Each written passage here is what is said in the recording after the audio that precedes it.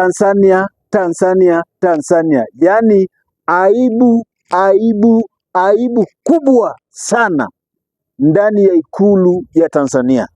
Aibu kubwa sana katika Jamhuri ya Muungano wa nchi ya Tanzania, kwa sababu mnafanya mambo ya kiutoto. So sahi niseme government, shame on you Mama Samia Suluhu, shame on you. Nikisema shame on you sijui niseme aje kwa Kiswahili, sijui. Shame on you Mama Samia Suluhu. Why? Munafanya mambo ya kitoto ndani ya nchi ya Tanzania. Utawala wa nchi ya Tanzania unafanya mambo ya ubwakini, ya utoto. Yaani Heche, John Heche ambaye kwa sasa kwa sababu mumefunga Tundu Lissu hako ndani, yeye ndiye ako nje, ndio kiongozi wa chama cha Chadema. Chadema ndio chama pinzani tunajua peke yake ndani ya nchi ya Tanzania. So juzi alikuwa anaenda mazishi ya kiongozi wa upinzani wa Kenya Raila Amolo Odinga. Heche naye pia ni mwana upinzani katika nchi ya Tanzania. So alienda kupeleka risala la rambirambi kwa familia ya mkuu wa upinzani wa nchi ya Tanzania, ya Kenya, kama vile wao ni viongozi wa upinzani katika nchi ya Tanzania, na mwenye alifariki pia ni kiongozi wa upinzani. So ni mpinzani alienda kupea pole na kupeleka risala za rambirambi kwa familia ya upinzani mwenzake. Alafu Tanzania sijui mnatumia akili gani? Serikali ya Tanzania, utawala wa Tanzania, Mama Samia Suluhu nao wapumbavu wenzako, sijui mnatumia akili gani? Mnafanya vyombo vya dola kana kwamba ni familia yenu. Mnafanya vyombo vya dola kana kwamba ni watoto wenu. Mnafanya vyombo vya dola kana kwamba ni machawa wenu. Yaani mnasuia. Sasa kuenda sometimes kuna upumbavu. Heche kuenda kulilia Raila Amolo Odinga ambaye ni kiongozi wa upinzani, kama vile chama cha Chadema ambapo Heche ni kiongozi wa Chadema ambacho ndio chama pinzani, kama vile Odinga ndio mkuu wa upinzani wa Kenya. Sasa kuenda kumulilia, kuenda kupeleka risala za rambirambi ni makosa. Ni makosa. Juzi nimeona Mama Samia Suluhu, wewe ni kiongozi, ukatumana wachumbe hapa. Nitawapea habari yao baada ya hii kilipu. Sikiliza kilipu itakayofuata nilipue. Upumbavu niliona wakati Mama Samia Suluhu alitumana wachumbe wakiongozwa na Jakaya Kikwete ambaye ni mchepuko wake. Nitakuja kuelezea kilipu itakayofuata hii. Upumbavu niliona kwa Jakaya Kikwete na wachumbe wake walipoenda kumuomboleza Raila. So kama serikali ya nchi ya Tanzania ilitumana wachumbe, serikali mwenye amefariki Kenya ni mkuu wa upinzani, sio rais. Kama Mama Samia Suluhu katumana wachumbe wakakuja kuleta risala za rambirambi za nchi ya Tanzania, na wewe mwenyewe katumana risala, sasa huyu sasa ndiye amefiwa. Heche ndiye amefiwa, maana Raila ni mkuu wa upinzani wa Kenya. Heche ndio wapinzani katika ile nchi nyingine. So wao ni watu ambao yeye ndiye alifiwa, sio wewe. Unajua Kiafrika kuna laana, ni mwiko katika kumulilia mwenzio, ama ukienda matanga yoyote, kuzuia mtu kulilia mwingine ni laana. So tarajia laana itakayo kuja hapo iwapige. Na niliona juzi katika unabii niliona juzi mhubiri alisema ya kwamba Kenya, Tanzania, Uganda kutakuwa na kilio. Wengine tukasema hiyo ni mambo ya wachungaji, hiyo ni mambo yao. Kwa kweli alisema Kenya ndio ya kwanza, ya pili ni wani? Ni yako, ni Tanzania. Na hatujui Tanzania ingekuwa ni mama, alisema ni Mama Samia Suluhu alisema ni Mama Samia Suluhu. So Kenya, unabii umefanya nini? Wanasema prophecy must come to pass. So in Kenya it has come to pass, imeshatendeka. So namba 2 alisema ni wapi? Ni hapo. Sasa ni kama mama unalazimisha laana, Kwanza ulifunga kanisa, kufunga kanisa. Imagine unafunga kanisa ya Ufufuo na Uzima ikiongozwa na Baba Askofu Josephat Gwajima. Unafunga, sijui ulitumia, wenye wanakuadvise wamekupoteza mama. Nimewahi sema na nitasema ya kwamba hakuna hata mwanadamu mmoja ambaye amewahi pigana na kanisa akafaulu. Unataka kutafutia laana, na saa hii umeanza kupigana na mtu mwenye anaenda kulia. Wenye wamepiwa ni wapinzani, maana mkuu wa upinzani wa nchi ya Tanzania, kuna mkuu wa upinzani wa nchi ya Uganda, kuna mkuu wa upinzani wa nchi ya Tanzania, kuna wakuu wa upinzani, hao pia wako na chama chao. So unazuia mtu asiende kulia, asiende kilioni. Hiyo ni laana mbaya. Umengoja ya kufunga kanisa ikuue, huchaona kama ni kitu. Sasa umeanza kufuata mpaka ya mauti, unafuata ya Mr. Dead. So tunangoja, tutasikia mlipuko, maana unabii ulisema baada ya Kenya, next Tanzania itasukishwa nusu mlingoti. Sio mimi nimesema, niliona mchungaji. Hata ukiangalia mitandao, nimeona Mtusi nasema alisema, na imeanza na Kenya. Kweli Kenya imeweka tika. Hata sisi hatukumwamini. Tulipoona huyo nabii tulisema ni mmoja anaongea mambo yake. Lakini sasa tumeamini kweli msiba wa Kenya umetendeka. So next ni wapi? Tanzania. Ni nani? Mama Samia Suluhu. Ni yeye alisema. Alafu mama, unataka kulazimisha ukufie kwa mikono ya watu. Unataka kufuta laana by force. Umeteka watu na kuua. Uoni. Kwanza sasa hivi nimesikia kuna badri ametekwa ndani ya nchi ya Tanzania. Badri. Mtumishi wa Mungu. Ni nini?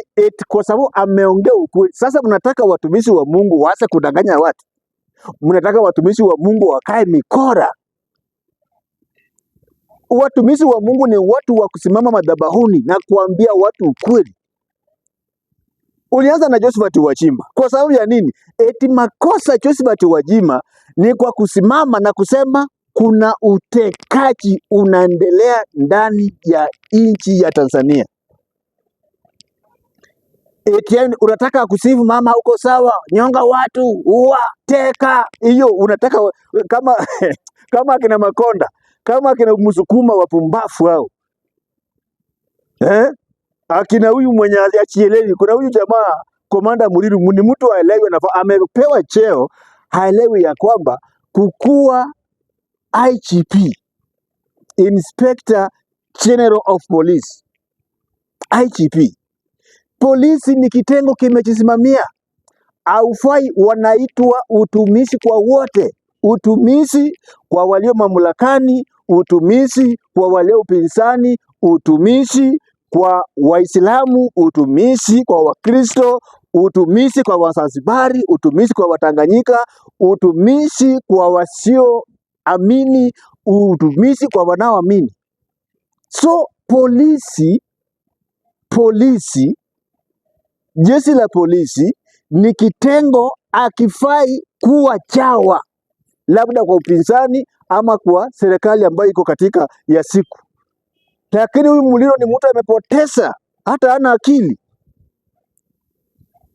Wakiwa na Mufwele, niliwaambia Mufwele hapa kwetu ni China, inamaanisha sehemu nyeti ya wamama. So Mr. sehemu nyeti za wamama wakiwa hapo ni watu wamepoteza mwelekeo, hawaelewi ya kwamba nafasi wamepewa kuhudumia Jamhuri ya Muungano wa nchi wa Tanzania, kitengo kijeshi la polisi imekisimamia, haifai kuonekana imeegemea upande huu ama imeegemea pande huu. Lakini sasa Komando Muliro na mabwege wenzake, Mama Samia Suluhu ako na limiti yao, fanya hii, uwa huyu, teka huyu, katazo huyu asitoroke, asiende kulilia Raila, funga kanisa, teka badri, uwa, tupa ndani ya mtoni aliwe na mamba, tuka kichakani, piga risasi. So hawachielewi. Nilikwambia juzi niliona Warioba, nikaona na Butiko wakisema, wakilia, wanasema nchi ya Tanzania mahali inaelekea sio salama. Mzee na miaka yake, Warioba ambaye amewahi kuwa jaji mkuu, Chief Justice wa Jumuiya ya Muungano wa Tanzania, Chief Justice, mtu amekula makaratasi. Ndugu yangu, uwezi kuwa jaji hakimu mkuu mtu ndendende kama huyu rais mwenye mko nayo sasa hivi, akielewi ya kusoma, mtu ndendende. Sasa wasomi pamoja na miaka wamekaa duniani, sasa hii nani hataki kitu? Akina Warioba na Butiko sasa hii wameshamaliza, wao wanataka wakule mzuri, wakingoja siku wanaitwa mbele za haki, hawana haja na kitu chochote. So wanapopeana ushauri wanapeana kama wao. Usiposikia la mkuu, usiposikia Warioba, sasa utasikia nani? Usiposikia kina Butiko, utasikia nani? Watu na miaka yao wamehudumia nchi mpaka sasa wamestaafu. Saa hii wao hawataki siasa, hawataki udiwani, hawataki ubunge, hawataki hata contract hawataki. Ni watu wa kukaa na kukula mema ya nchi ambayo waling'ang'ania na kutumia nguvu zao. Wanakushauri mama, wanasema nchi mahali inaelekea sio kuzuri. Mama, uko na sikio la kufa, sikio la kufa.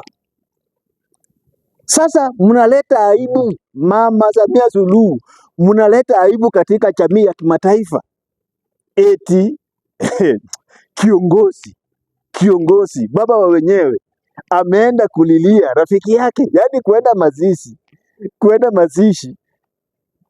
mazishi, kulilia rafiki yako amefiwa, eti sasa unakataswa kwenda matanga.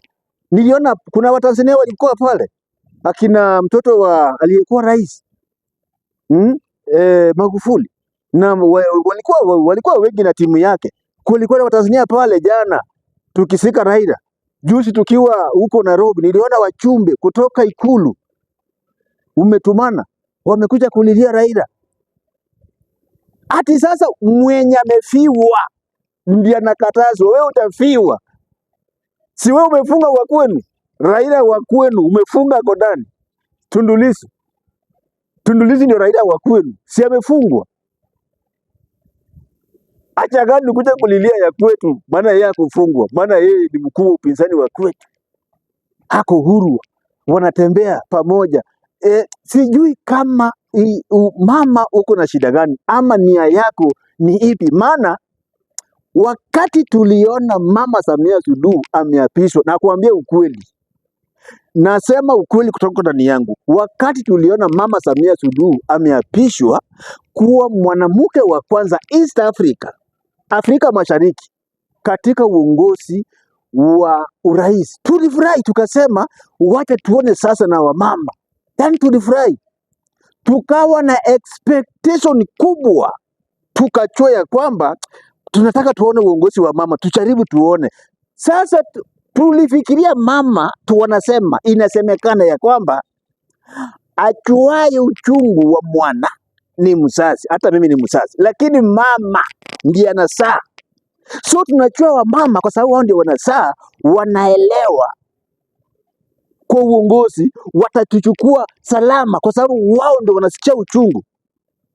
Sasa umeletea wamama wengine wenye walikuwa na nia nzuri, wenye walikuwa na uongozi, wako na maono, hawatapata kura, hawatapata uongozi. Pia tumeona wewe uko na shida, mpaka tumeanza kusema why, tulikosea wapi? Sijawahi ona mama dikteta kama Samia Suluhu. Sijawahi ona mama mpumbavu. Umepata nafasi ya kuonyesha kweli hata mwanamke anaweza. Maana hapa Kenya tunasema, kuna msemo kwa Kisungu unasema effort, killer, every success man,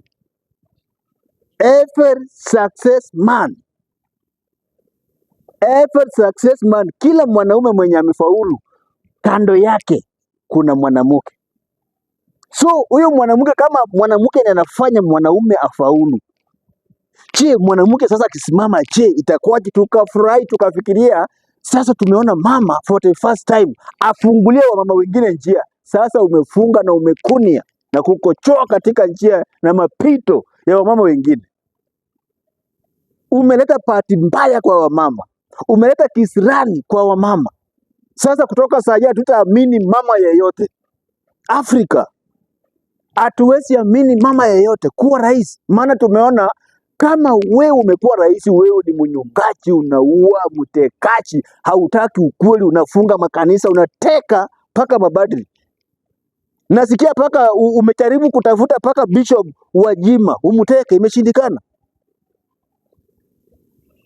Unakuja kuteka Fata Kitima, sasa anaendelea kugusa majeraha.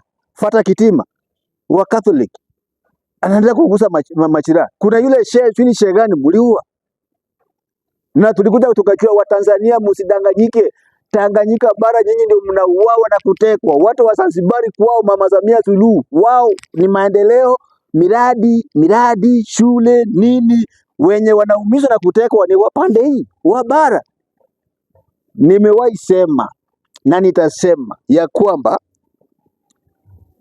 wakati wakoloni walikuwa Afrika, wakati wakoloni wasungu wamesoma, wako na silaha, wanajua kutumia silaha, masinaipa walikuweko pale, walikuwa hapa kwetu, wakateka mababu zetu, wakawateka nyara, wakawatumikia kama vibaraka. Unafanya kazi ngumu bila kulipwa, bila kukula, unapigwa risasi vile wanataka, wanakuua kama vile mnauana hapo Tanzania. Lakini huyu Mwafrika mchinga mwenye atasoma, mwenye ana silaha yoyote ila mawe na mishale, wakati alikuja pamoja na ujinga wake, msungu na mabunduki zake na watekaji wake na wauaji wake na watesaji wake, lazima waende kwao. Tanzania mukingoja ya kwamba iko siku nchi itakuwa, siku itajitengeneza. Kama hiki kipindi sio cha mama na amewatesa hivyo, je, akipata kipindi chake, hiki kipindi sio cha mama, ni cha Magufuli, ndiye ameteka na kuua watu namna hiyo. Je, akipata chake itakuwaje? Watanzania, amuka, kanga na akili, ongea kwa sauti moja, simama, toka nje. Afadhali waue 10 mara moja badala ya kukuja kuwaua nyote moja, waue maelfu ya watu. Waue 10 mara moja, lakini mupate kukomboa nchi ya Tanzania. Kumbuka ni mawe, yani mawe yanaongea kwa niaba ya Watanzania. Like, comment and subscribe. Thank you very much and be blessed.